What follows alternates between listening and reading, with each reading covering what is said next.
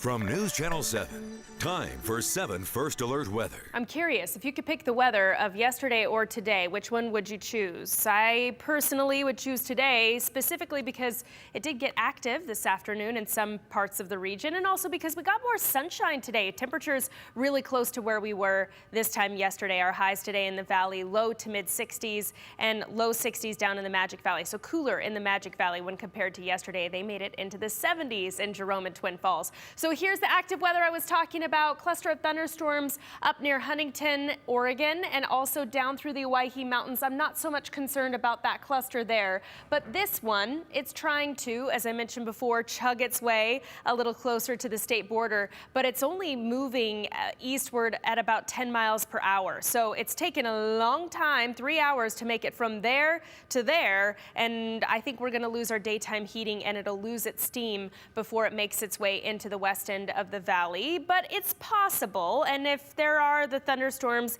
that approach the Ontario, Payette, Weiser area, you could get some gusty outflow winds up to 45 miles per hour from those thunderstorms in the area, and also hear a distant rumble of thunder. So here is the zoomed out bigger picture for us. This is our trough that's dropping through the region. Thanks to the track of that low pressure center to the south of us, we're still getting that southerly flow of milder air moving into the region. That's what kept temperatures above average today, and it'll do so again tomorrow as well. So here's the active weather with that trough today. Tonight moves off to the east. It'll be a problem with severe weather in the south and the Gulf states as we get toward the end of the week, middle to the end of the week. And for us, we clear up tomorrow for southwest Idaho. Still a chance for an isolated thunderstorm in the Magic Valley, but tomorrow's all about the wind.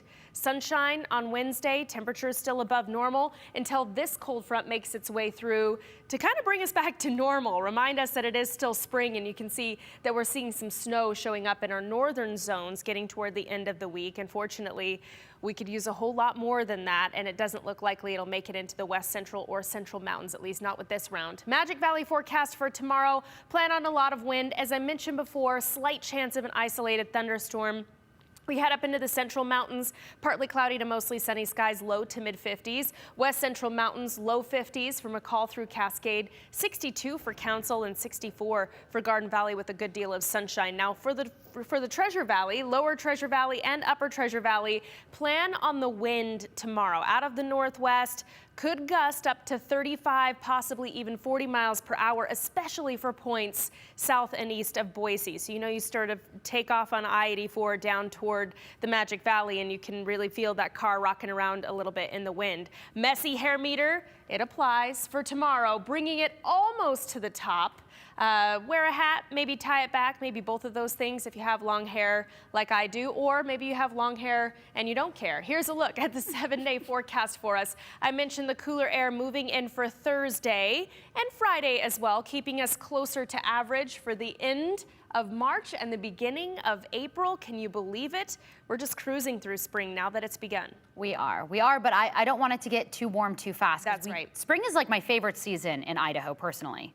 Yeah, I'm with you. And fall. Yes, in fall. Fall's beautiful too. All right, Bree, thanks. Boise